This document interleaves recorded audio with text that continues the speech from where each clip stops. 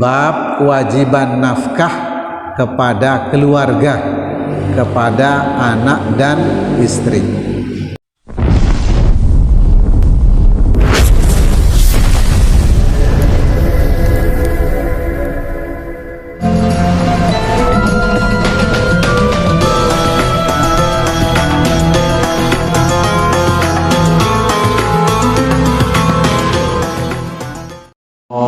Wabarakatuh. Innal hamdalillah nahmaduhu wa nasta'inuhu wa nastahdihi wa na'udzu billahi min shururi anfusina wa sayyiati a'malina may yahdihillahu fala mudilla lahu wa may yudlilhu fala hadiya lahu. Ashhadu an la ilaha illallah wahdahu la syarika lah wa ashhadu anna Muhammadan abduhu wa rasuluh. Ya ayyuhalladzina amanu taqullaha haqqa tuqatih wa la tamutunna illa wa antum muslimun, amma ba'du. Bapak-bapak, ibu-ibu, jamaah salat maghrib rahimakumullah. Alhamdulillah, tidak henti-hentinya kita memanjatkan puji dan rasa syukur kita kepada Allah atas berbagai macam nikmat yang telah dianugerahkan Allah kepada kita. Mudah-mudahan semua nikmat itu mampu mendekatkan kita kepada Allah Subhanahu wa ta'ala. Selawat dan salam kepada Nabi kita Muhammad sallallahu alaihi wasallam, semua keluarga dan sahabat-sahabatnya, dan mudah-mudahan kita semua menjadi pengikut setianya agar kelak kita bisa mendapatkan syafaatnya. Amin, amin ya rabbal alamin. Bapak-bapak, ibu-ibu, jamaah rahimakumullah, pada kesempatan malam ini kita akan sama-sama bahas satu bab dalam kitab Riyadhus Shalihin. Ini adalah babun nafaqati 'alal 'iyal, yaitu bab kewajiban nafkah kepada keluarga, kepada anak dan istri. Kalau kita lihat di beberapa ayat Al-Quran, Allah Subhanahu wa ta'ala berfirman di dalam surat Al-Baqarah ayat 233. Allah berfirman, wa 'alal mauludi lahu rizquhunna wa kiswatuhunna bil ma'ruf. Wa 'alal mauludi lahu, dan kewajiban kepada bapak atau suami untuk memberikan rizki kepada mereka atau nafkah.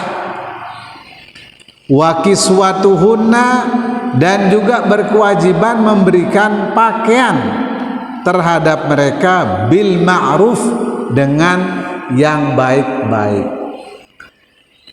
Jadi bapak-bapak, ibu-ibu rahimakumullah, Allah Subhanahu wa ta'ala memuliakan laki-laki karena laki-laki ini diberi beban lebih oleh Allah Subhanahu wa ta'ala, yaitu berupa kewajiban memberi nafkah kepada anak istrinya.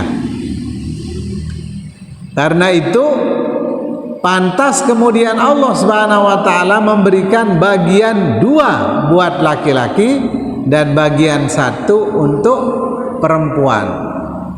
Jadi setiap ada penambahan kemuliaan, bapak-bapak, kalau Allah berikan kemuliaan kepada seseorang, berarti Allah tambah bebannya.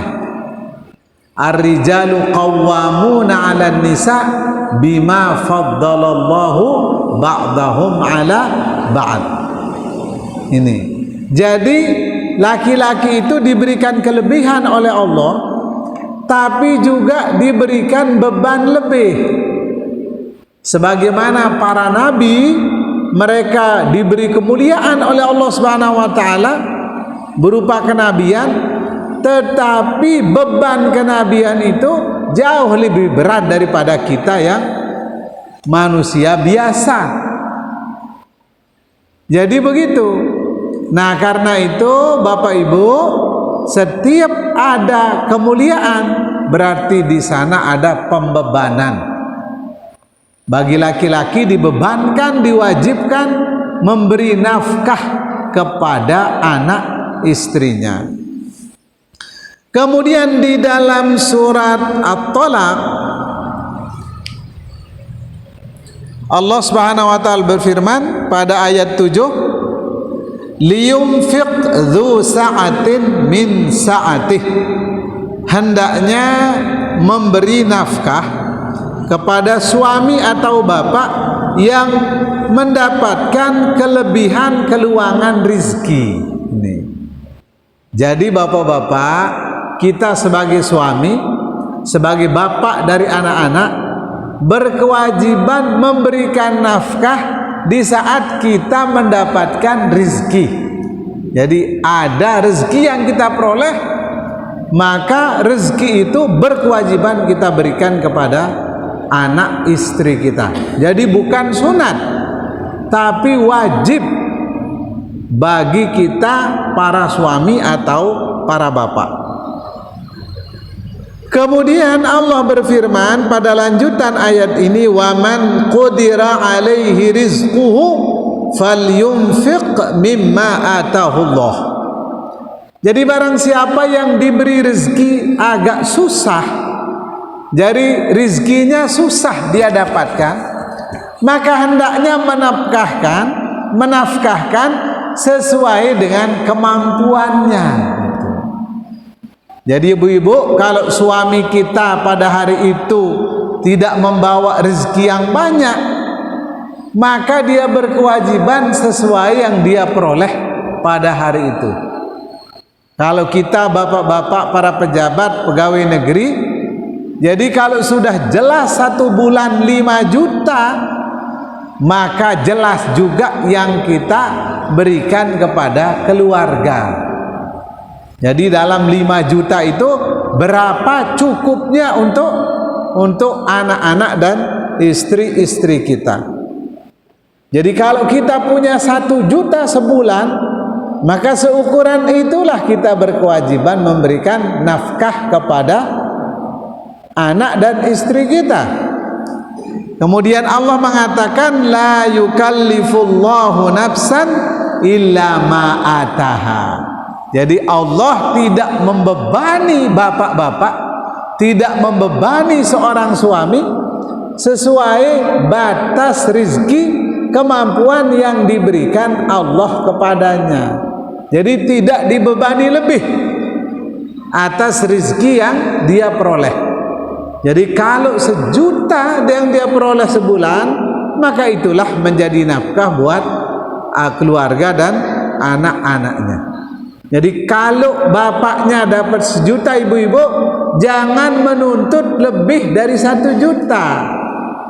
Kalau gaji bapaknya 3 juta, jangan nuntut lebih dari itu. Nih, jadi tuntutan kita itu sesuai dengan penghasilan bapak-bapaknya atau suami kita. Kemudian di dalam surat Saba ayat 39 Allah berfirman, wa ma anfaqtum min syai'in fahuwa yukhlifuh. Jadi apapun yang bapak-bapak nafkahkan, para suami nafkahkan kepada anak dan istrinya, maka walaupun sedikit, maka Allah Subhanahu wa taala akan menggantinya. Nah, karena itu bapak-bapak, mari kita mulai pasang niat supaya ikhlas kita memberi kepada anak istri kita. Karena ternyata pemberian kita itu sekecil apapun, maka akan diganti oleh Allah Subhanahu wa taala. Kalau banyak yang kita berikan, maka banyak pula yang akan diganti oleh Allah Subhanahu wa taala. Karena itu ini merupakan kewajiban memberi nafkah, maka jangan sampai kita lepas dari niat kepada Allah memberikan nafkah penuh ikhlas. Jadi tidak diikuti dengan berat hati, kemudian ngedumel, kemudian merasa menyesal punya anak banyak, di saat anaknya butuh uang untuk sekolah. Jangan sampai seperti itu. Kemudian nyasal nikah dan lain sebagainya. Nah, karena memberi nafkah itu tidak sia-sia nanti di hadapan Allah, Allah akan memberi balasan yang setimpal dari apa yang sudah kita nafkahkan. Maka mari kita pasang niat kita agar semua nafkah yang kita berikan diberi pahala oleh Allah Subhanahu wa ta'ala. Kemudian bapak-bapak, ibu-ibu, ada beberapa hadis pada bab nafkah ini supaya kita semakin bersemangat untuk memberi nafkah kepada anak istri, supaya kita semakin semangat mencari uang untuk anak-anak dan istri kita. Jadi hadis riwayat Imam Muslim dari Abi Hurairah radhiyallahu anhu qala Rasulullah sallallahu alaihi wasallam. Apa sabda Nabi? Dinarun anfaqtahu fi sabilillah. Jadi 1 dinar yang kita nafkahkan di jalan Allah.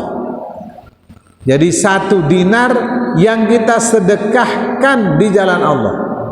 Kalau kita 1 rupiah atau 1 juta rupiah yang kita nafkahkan untuk pembangunan masjid di jalan Allah. Wa dinarun anfaqtahu fi raqabah, dan 1 dinar yang kita nafkahkan untuk membebaskan budak. Wa dinarun tasaddaqta bihi ala miskin, dan 1 dinar yang kita sedekahkan kepada orang-orang miskin. Wa dinarun anfaqtahu ala ahlika, dan 1 dinar yang kita nafkahkan untuk keluarga kita. A'zamu ajran alladhi anfaqtahu ala ahlik, bahwa ternyata dinar yang kita sedekahkan, yang kita nafkahkan untuk anak istri kita, keluarga kita, itu lebih besar pahalanya daripada dinar yang kita berikan di jalan Allah, dinar yang kita berikan untuk membebaskan budak, dinar yang kita berikan kepada orang miskin, rupiah yang kita berikan untuk di jalan Allah, rupiah yang kita berikan untuk membebaskan budak, rupiah yang kita berikan untuk orang miskin, dan rupiah yang kita berikan untuk keluarga, ternyata lebih besar pahalanya rupiah yang kita berikan untuk keluarga kita. Nah, ini bapak-bapak rahimakumullah, karena itu mari kita memberi dengan penuh ketulusan kepada keluarga kita agar berbuah pahala di sisi Allah Subhanahu wa ta'ala.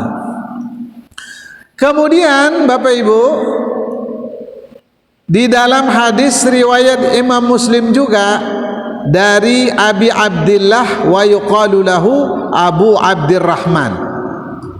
Jadi hadis diriwayatkan oleh Imam Muslim dari Abi Abdillah. Abi Abdillah ini punya nama lain juga, yaitu Abu Abdurrahman.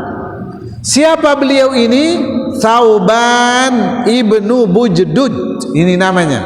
Jadi Thauban anaknya Bujdud.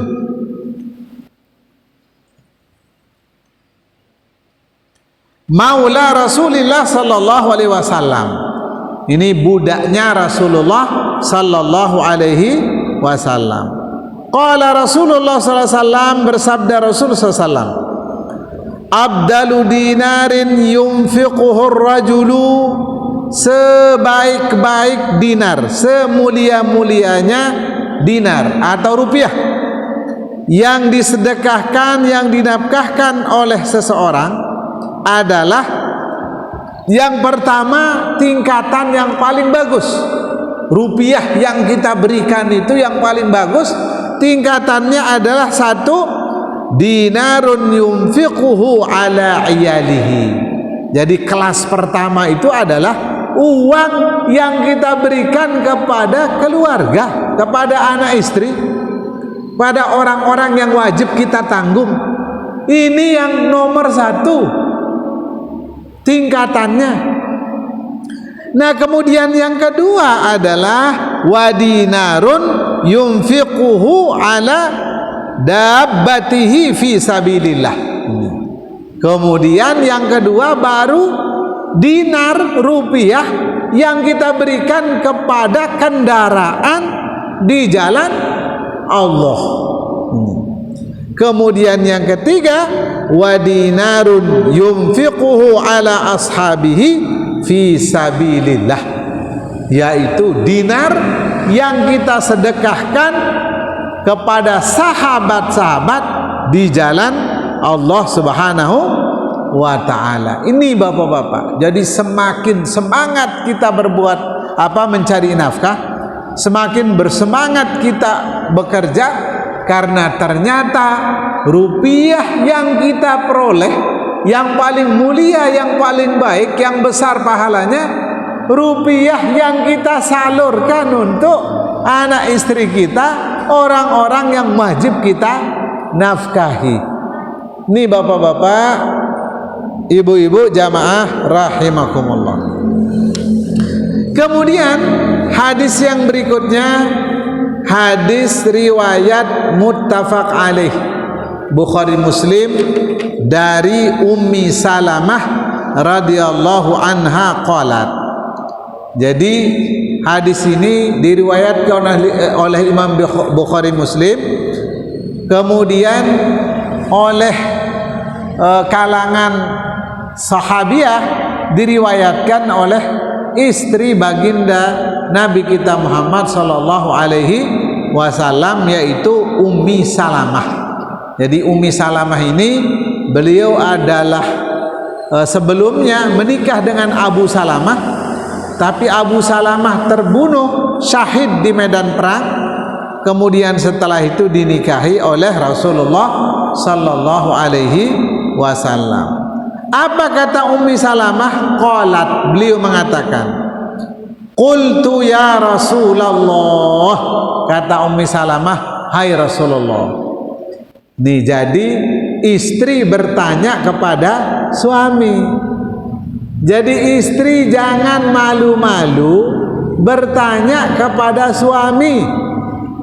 Apa saja kita tanyakan, yang baik-baik ditanyakan dengan perkataan yang bagus. Coba Ummi Salamah, beliau mengatakan ya Rasulullah. Jadi gelarnya yang paling tinggi itu beliau panggil suaminya. Gelarnya yang paling tinggi yaitu Rasulullah, utusan Allah. Wahai utusan Allah. Ini mulia sekali. Jadi Ummi Salamah walaupun bersuami dengan Nabi, Ummi Salamah tidak mengatakan ya Muhammad, hai Muhammad. Tapi Ummi Salamah mengatakan ya Rasulullah. Itu. Makanya ibu-ibu panggil suami dengan panggilan kesukaan. Itu. Panggilan yang dipanggil oleh orang terhormat. Ini. Masa orang lain dia sangat hormat sama suami kita, sementara kita di rumah tidak hormat dengan suami kita. Padahal orang lain belum tentu pernah memberikan sesuatu kepada suami kita, tapi orang lain tetap hormat dengan suami kita, memanggil dengan panggilan kehormatannya. Nah, kalau kita di rumah sudah dikasih nafkah, sudah dikasih pakaian, sudah dikasih banyak hal oleh suami, maka sangat wajar kalau kemudian kita memanggil suami dengan panggilan yang dia sukai. Misalnya ibu-ibu, kalau kita manggil suami dari jauh, gagah. kakak gagah itu. Misalnya ditambah. Jangan panggilan dengan panggilan yang tidak dia suka. Ini misal, rambokku nih. Nggak ini. Jangan sampai kita seperti itu. Dan mohon maaf, banyak istri yang sampai punya anak 3, dia masih malu menyebut nama suaminya atau memanggil dengan panggilan kesayangan. Masih dia bilang ini padahal sudah 3 anaknya, masih dia panggil suaminya ini, apalagi mau bilang kakak dengan nama anaknya yang paling besar saja dia tidak panggil, padahal anak itu keluar dari disebabkan oleh dia berdua, tapi masih dia panggil suaminya gitu. Nah ini bapak-bapak, ibu-ibu rahimakumullah. Jadi terutama ibu-ibu, ya mari kita memanggil suami dengan panggilan terhormatnya, sebagaimana Ummu Salamah memanggil Rasulullah dengan panggilan ya Rasulullah, wahai utusan Allah. Ini jadi terhormat sekali karena utusan Allah Subhanahu wa ta'ala. Apa kata Ummi Salamah kepada Nabi? Hali ajrun fi bani Abi Salamah. Hai Rasulullah, apakah saya dapat pahala terhadap anak-anaknya Abu Salamah, mantan suaminya? Kemudian Ummi Salamah mengatakan an unfiqa alaihim. Jadi apakah saya dapat pahala kalau saya nafkahi anaknya Abu Salamah? Ya termasuk anaknya dia juga, anaknya Ummi Salamah. Tapi anak kita ini disandarkan kepada bapaknya. Ini. Makanya dia mengatakan, apakah saya dapat pahala, hai Rasulullah, kalau saya memberi nafkah kepada anaknya Abu Salamah? Ini mantan suaminya. Ini karena beliau syahid di medan perang. Kemudian apa kata beliau? Ummi Salamah melanjutkan pertanyaannya, walastu bitarikihim hakada wa hakada innama hum baniya. Jadi saya tidak ingin membiarkan dia begini-begini, kata Ummi Salamah, karena dia juga anak saya. Jadi di samping itu anaknya Abu Salamah, tapi dia juga anaknya Abu Salamah itu ya anak saya juga. Itu kata Ummi Salamah, kalau saya memberikan nafkah kepada dia, apakah saya dapat pahala atau tidak? Kemudian Nabi SAW menjawab, faqala na'am laki ajruma anfaqti alaihim. Jadi kata Nabi, na'am ya laki ajruma anfaqti alaihim. Jadi kata Nabi, kamu dapat pahala atas nafkah yang kamu berikan kepada anaknya Abi Salamah atau kepada anak-anakmu. Nah ini bapak-bapak, jadi Masya Allah ya, jadi kita bapak-bapak ini diberi pahala lebih dan banyak sekali jalannya oleh Allah, termasuk di saat kita memberi uang kepada anak istri kita, ternyata melahirkan pahala yang besar, dan itulah pahala yang mulia, sedekah yang paling mulia dibanding sedekah yang lain-lain. Nah itu bapak-bapak, ibu-ibu jamaah rahimakumullah. Kemudian bapak-bapak, ibu-ibu, hadis yang berikutnya, hadis riwayat muttafaq alaih juga dari Abi Sa'd bin Abi Waqqas, dari Sa'ad ibnu Abi Waqqas. fi hadithihi tawil alladhi qaddamnahu fi awalil kitab fi babin niyah. Jadi kata beliau ini ya, jadi hadis yang diriwayatkan oleh Sa'ad bin Abi Waqqas ini hadisnya panjang sekali dan sudah dibahas di awal pembahasan kitab ini pada bab niat, babul ikhlas wa ihdarin niat, bab ikhlas dan menghadirkan niat dalam semua amal. Sudah dibahas di awal kitab ini, kata beliau. Kemudian qala lahu anna Rasulullah SAW qala lahu. Jadi Nabi SAW mengatakan kepada Sa'ad bin Abi Waqqas. Apa kata Nabi? Wa innaka lan tunfiqa nafaqatan tabtaghi biha wajha Allah illa ujirta biha. Ini.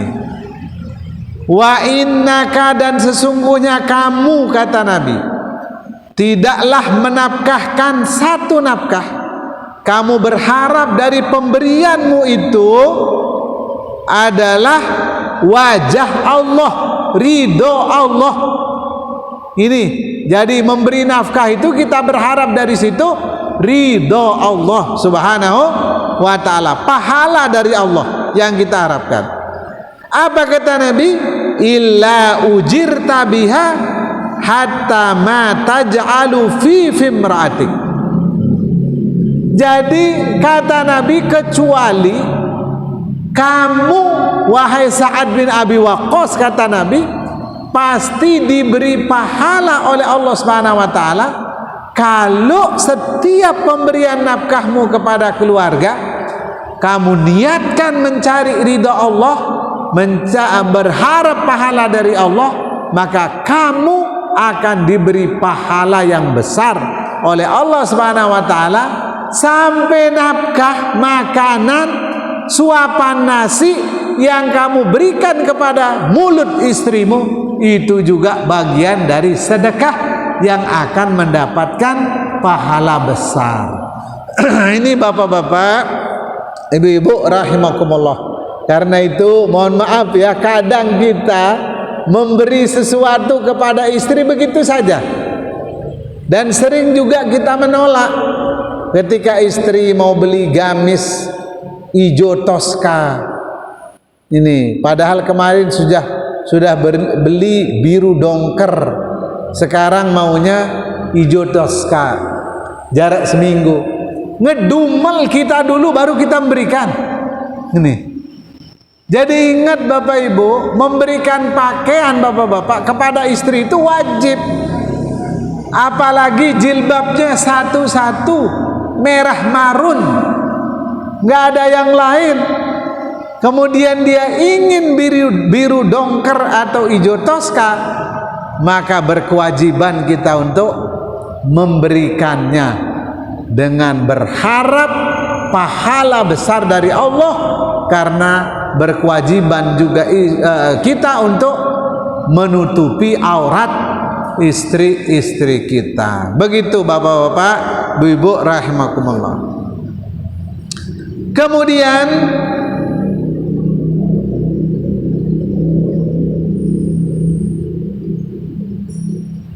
hadis yang berikutnya adalah hadis riwayat Imam Abu Daud dan yang lainnya dari Abdullah bin Amr ibnul As qala Rasulullah sallallahu alaihi wasallam, bersabda Rasulullah sallallahu alaihi wasallam. Apa kata Nabi, mengingatkan kepada kita semua, terutama kita bapak-bapak para suami. Apa kata Nabi? Kafa bil mar'i, cukuplah bagi seseorang ithman, mendapat dosa yang besar. Ini. Jadi cukuplah bagi seseorang itu mendapatkan dosa. Kenapa dia? An yudayyi'a man yaqutu. Jadi menyia-nyiakan orang yang wajib dia beri nafkah itu. Jadi ada orang pergi lama tidak ada beritanya.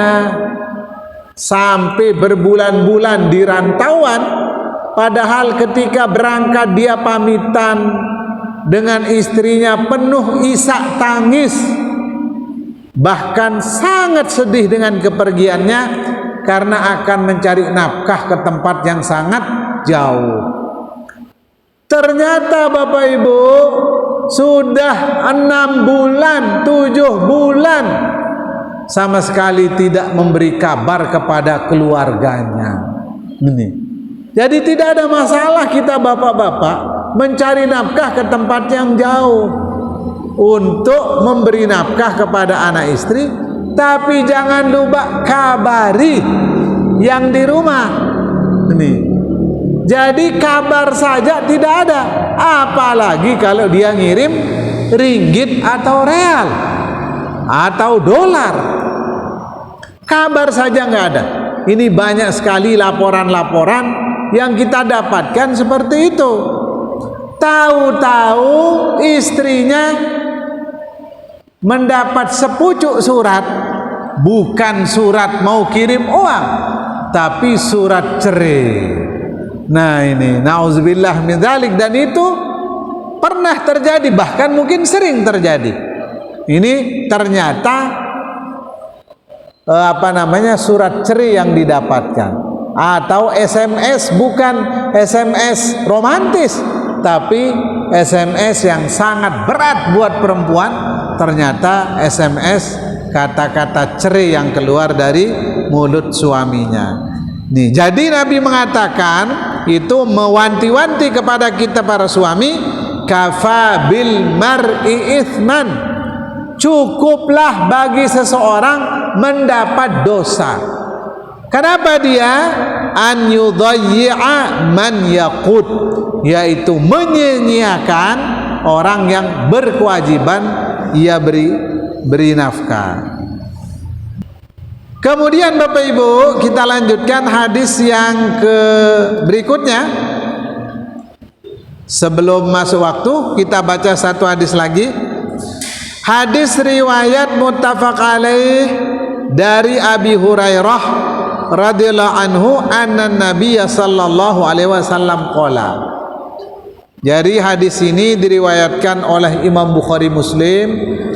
Kemudian dari kalangan sahabat diriwayatkan oleh Abi Hurairah bahwa Nabi sallallahu alaihi wasallam bersabda. Apa sabda Nabi? Ma min yaumin yusbihul ibadu fihi, tidaklah ada satu hari seorang hamba berpagi-pagi pada hari itu. Ini, jadi dia bangun pagi-pagi. Illa malakani yanzilani, kecuali ada 2 malaikat yang turun. Fayaqulu ahaduhuma, salah satu di antara kedua malaikat itu mengatakan, Allahumma a'ti mumfiqan khalafa, ya Allah, berikan orang-orang yang telah menafkahi keluarganya pengganti. Coba. Jadi bapak-bapak, kita yang memberi nafkah kepada keluarga anak istri, setiap pagi kita didoakan oleh malaikat. Dan malaikat itu mengatakan, ya Allah, berikanlah pengganti terhadap nafkah yang ia berikan terhadap keluarganya. Jadi kita didoakan oleh malaikat karena kita memberi nafkah kepada keluarga kita, kepada anak istri kita. Masya Allah, mulia sekali kita bapak-bapak para suami ini yang pontang-panting mencari rezeki. Kemudian dia tidak kenal siang, tidak kenal malam. Kadang malam seharusnya untuk tidur dia lembur, dia kerja. Bahkan ada sampai subuh. Anggota DPR kalau rapat itu sampai tidak kenal jam. Wajar kalau satu waktu beliau tidur, tapi yang dilihat tidurnya saja, tidak melihat lamanya kerja dari pagi sampai subuh. Ini bahkan terus. Ini kalau mengejar pembahasan sehingga mereka ngantuk-ngantuk karena begitu lama rapat-rapatnya. Nah, termasuk juga dinas-dinas yang ikut rapat akhirnya ikut jaga malam, bahkan tidak tidur sampai pagi. Nah, ini jadi bapak-bapak rahimakumullah, berbahagia sekali para suami bahwa Allah memuliakannya dengan diturunkan malaikat, didoakan oleh malaikat, kemudian mengatakan, ya Allah, berikanlah orang-orang yang menafkahi keluarganya itu khalafah, pengganti. Didoakan kita. Kemudian hadis lanjutannya, malaikat yang lain mengatakan, wa yaqulul akhar Allahumma a'ti mumsikan talafa. Ya Allah, kata malaikat yang lain, jadi orang-orang yang pelit, yang menahan, yang mumsik, kekeh tidak mau mengeluarkan nafkah, memberikan nafkah kepada anak istrinya, maka berikan dia kebinasaan, kehancuran pada hartanya. Ini bapak-bapak. Jadi dua malaikat ini, yang satu mendoakan kebaikan supaya dapat ganti, yang lainnya supaya dibinasakan. Kenapa? Karena tidak ikhlas, tidak lancar, tidak karena Allah memberikan nafkah kepada anak dan istrinya, bahkan dia simpan, dia tahan, dia tidak berikan nafkah itu kepada keluarganya. Demikian bapak-bapak pembahasan kita pada malam hari ini. Mungkin ada hal yang perlu dipertanyakan, diperjelas. Mungkin ada satu dua. Ya, terima kasih. Jadi bagaimana hukumnya jika seorang laki-laki menikah dengan seorang perempuan kaya, kemudian yang memberi nafkah itu bukan suaminya tapi istrinya, karena suaminya miskin sementara istrinya kaya. Kemudian karena istrinya kaya, lalu suami ini malas bekerja. Nah, di sini salahnya. Jadi kita urai dulu. Yang pertama, seorang istri boleh memberi nafkah kepada suami dan anak-anaknya ketika istri dalam kondisi ada uangnya untuk diberikan kepada suaminya yang miskin, kepada anak-anaknya. Kemudian yang kedua, seorang suami tidak boleh berpangku tangan karena istrinya kaya. Tidak boleh, karena kewajiban memberi nafkah tidak pindah kepada istri yang kaya. Tidak pindah, tetap kewajiban memberi nafkah itu kepada suami. Tapi di saat suami sudah mencari rezeki, dia tidak dapat kesana kemari, tidak memperoleh yang dia cari, maka istri tidak masalah, boleh bahkan dianjurkan memberi nafkah kepada suaminya. Termasuk ketika istri mau memberikan mas kawin kepada suaminya, mas kawin itu dia berikan kepada istrinya, padahal itu dari istrinya, tapi istrinya yang memberikan kepada suaminya.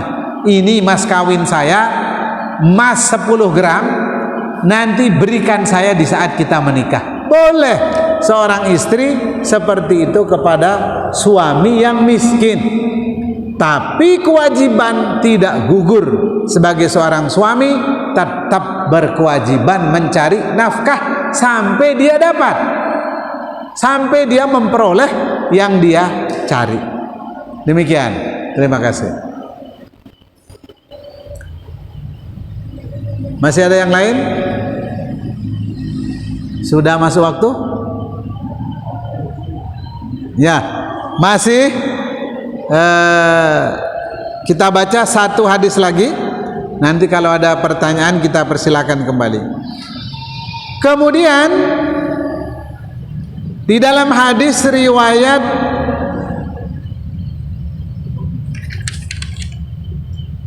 riwayat Imam Bukhari rahimahullah dari Nabi sallallahu alaihi wasallam.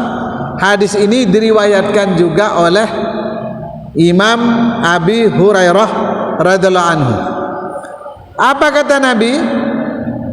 Al yadul ulya khairun minal yadis sufla. Jadi tangan di atas lebih baik daripada tangan di bawah. Artinya yang memberi lebih baik daripada yang meminta. Itu artinya bapak-bapak, kita diperintah untuk terus bekerja, untuk mencari uang, mencari nafkah. Kenapa? Karena Nabi mengatakan al yadul ulya khairun minal yadis suflah. Jadi tangan di atas yang memberi lebih baik daripada tangan di bawah yang meminta. Wabda biman ta'ul, kata Nabi, kalau kalian memberi, maka mulailah memberi kepada yang wajib kita nafkahi. Itu. Jadi kalau kita memberi itu ada uang 100.000, maka 100.000 itu berikan dulu kepada anak istri. Kalau ada lebih, baru kita berikan kepada yang lain. Jadi kita berkewajiban, kewajiban dulu kita selesaikan, baru kita kerjakan yang sunnah. Bapak-bapak, ibu-ibu, terutama bapak-bapak, kalau kita memberi kepada istri, anak, wajib apa sunat? Wajib, berarti itu yang kita utamakan. Kalau kita memberi kepada orang yang membutuhkan, fakir miskin, wajib apa sunat? Sunnah kita berikan. Kalau tidak memberi, kalau nggak punya, tidak berdosa kita. Ini. Tapi kalau memberi kita dapat pahala. Tapi kalau tidak memberi kepada istri dan anak, berdosa kita. Karena kewajiban nafkah ada pada kita para suami. Makanya tadi itu bahwa tingkatan yang paling afdol, paling mulia kita memberi itu adalah memberi kepada anak dan istri kita atau kepada keluarga yang wajib kita nafkahi. Begitu bapak-bapak, ibu rahimakumullah, karena sudah tiba waktu isya. Jadi mudah-mudahan kita tetap sehat walafiat, diberi umur panjang oleh Allah Subhanahu wa taala, diberi rizki yang murah dan gampang oleh Allah Subhanahu wa taala, sehingga kita bisa menafkahi keluarga, anak istri kita dan orang-orang yang wajib kita nafkahi. Kemudian kita bisa memberi dana yang lebih kepada orang miskin, pada orang-orang yang membutuhkan, agar semuanya sejahtera, dan kita yang memberi akan diberi ganti oleh Allah Subhanahu wa taala. Demikian, subhanakallahumma wa bihamdika asyhadu an la ilaha illa anta astaghfiruka wa atubu ilaik. Wassalamualaikum warahmatullahi wabarakatuh.